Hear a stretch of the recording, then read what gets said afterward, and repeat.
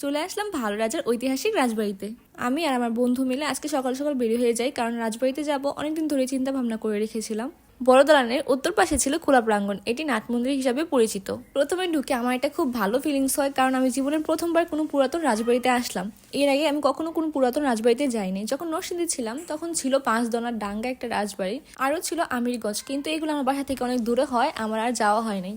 যাই হোক, আগেই বলি, এখন যারা নতুন আসো তোমরা আমার চ্যানেলটা অবশ্যই সাবস্ক্রাইব করে রাখো।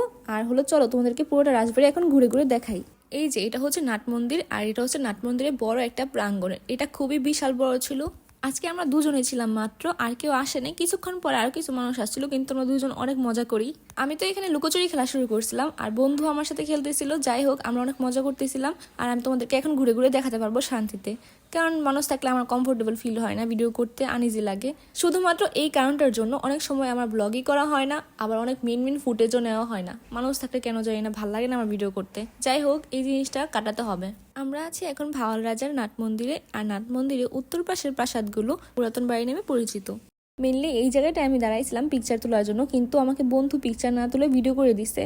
আমার অনেক কষ্ট লাগছিল এই জিনিসটা দেখার পরে। এখন এখানে আমার ফুটেজ নেওয়া শেষ, এখন আমি যাবো আরেকটা জায়গায়। চলো তোমাদেরকে দেখাই। প্রায় 150 বছর আগে আমি আমার বাইকটা এখানে রেখে গেছিলাম, কিন্তু আজকে পেয়ে গেলাম। এতদিন অনেক জায়গায় খুঁজেছি কিন্তু পাইনি, অনেকদিন পরে পেয়েছি, তাই তোমাদেরকে একটু ভিডিও করে দেখিয়ে দিই। এই ব্যাগটার জন্য আমি অনেক অনেক টেনশন করেছি এতদিন। যাই হোক, খুঁজে পেয়েছি, এটাই অনেক। এখন আমি বাইকটা একটু স্টার্ট করার ট্রাই করছিলাম, কিন্তু পাই নাই। তারপর বসারও ট্রাই করছিলাম। বাইকটা একটু নড়বড় হয়ে গেছে, তো তাই আমি একটু ভয় পাচ্ছিলাম যদি পড়ে যাই তাহলে তো মনে হয় একটু ব্যথা পাবো এই জন্য। আচ্ছা, একটা কথা ছিল, তোমরা কারা কারা গাজীপুর থেকে আমার ভিডিও দেখতেছো অবশ্যই কমেন্ট করে জানিও তো। রাজবাড়ির দরজা, জানালা, সিঁড়ি সবগুলো ছিল শাল কাঠের তৈরি। রাজবাড়িটা সাদা রঙের হয় আরো বেশি সুন্দর লাগতেছিল দেখতে, আর সাদা আর কালো রং আমার এমনিতে অনেক পছন্দের। এই জন্যই আমি আরো বেশি বেশি করে ভিডিও করতেছিলাম।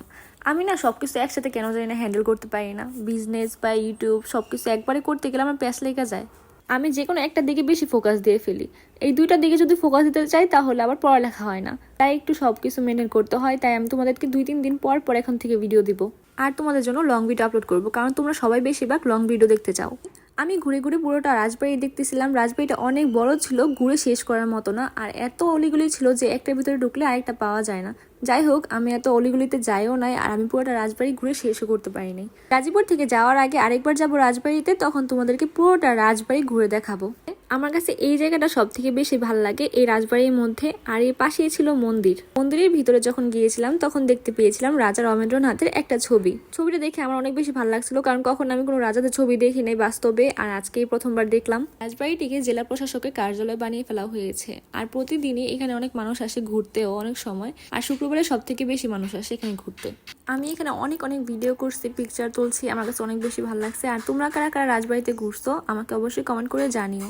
এখানে এসে আমি আর আমার বন্ধু অনেক পরিমাণে ঝগড়া লাগছি, কারণ দুই যোগ্যটা একসাথে গেছি, যেহেতু ঝগড়া তো লাগবেই, তাই না? এখানে বন্ধু আমাকে পিকচার তুলে দিচ্ছিল, আমি বন্ধুকে তুলে দিচ্ছি, কিন্তু ওর পিকচারগুলো একটু ভালো হইতেছিল না, তাই আমি ওর সাথে বেশিরভাগ টাইমে ঝগড়া লাগছি।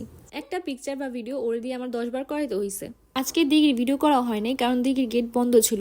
অন্য কোনো দিন যাবো, তখন তোমাদেরকে দিঘির পুরোটা ভিডিও করে দেখাবো। এটা হচ্ছে রাজবাড়ির প্রাঙ্গণ, এই যে লেখা আছে ভাওয়াল ঐতিহ্য প্রাঙ্গণ। কিছুদিন পর বোন আসবে, বোনকে নিয়ে আরেকবার আসবো, কারণ বোন অনেক পিকচার তুলতে পছন্দ করে, সেজন্য ওরে নিয়ে এখানে আসবো আরেকবার। অনেক করলাম ঘোরাঘুরি, এখন তো বাসায় যাওয়ার পালা, এখন বাসায় চলে যাবো। গাইস, তোমরা আমাকে যারা জিজ্ঞেস করো আমার কোনো পেজ আছে কিনা, আমার ব্লগের জন্য কোনো পেজ নাই, আমার একটা বিজনেস পেজ আছে, এটা আমি স্ক্রিনে দিয়ে দিচ্ছি, তোমরা দেখে নিও। আর এমনিতে আমার ব্লগের জন্য কোনো পেজ নাই। আজকের জন্য বাই বাই, দেখা হবে নতুন কোনো ভিডিওতে। ভালো থাকো সবাই, বাই।